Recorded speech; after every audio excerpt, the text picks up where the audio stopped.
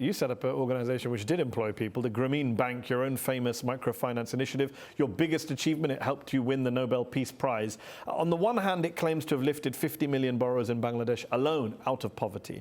On the other hand, it's faced a lot of international criticism for creating a debt trap for the poor, for getting people to take out new loans to pay old loans, for representatives harassing villagers to the point where some have even allegedly had to sell off their organs to pay off loans. You didn't address any of the problems or controversies associated with Grameen Bank in your book. Why not?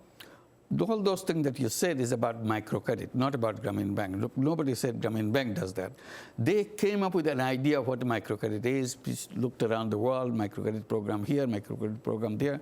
No, Grameen was also accused of some of these behavior. No, accused because... A study by Michigan State University looked at the organ trade in Bangladesh for 12 years, Yes. alleges that NGO officials from organizations such as Grameen Bank pressure people into repaying loans by sitting all day at their defaulter's house, verbal harassment, threatening to file police case.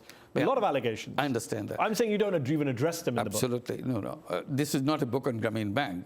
Well, you're talking about new models of doing business. Yeah, that's a business you were associated with. Yes, of course. Pretty controversial. Yes, it's owned by the poor people. Grameen Bank is owned by the borrowers. They sit in the board. They make the decisions. So you don't think they will be making decisions to take organ from somebody else. They are elected by them.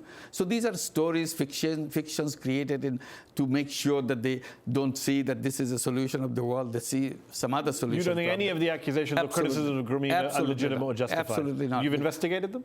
All the time. This is our job because this is our borrowers, our board members. They will be directing the things, find out what is happening. Because we don't have a principle in Grameen Bank of any punishment, any kind of punishment, even if you don't pay your loan. So when, for example, France 24 reported on a former Grameen Bank debt collector a few years ago who said their technique is to scare borrowers and insult them. We tell them to sell their clothes. I'm not proud of myself. Several times I had even been obliged to say, sell your children. That we should ignore that kind of stuff? Absolutely ignore it. These are cooked up stories. You never know who said what.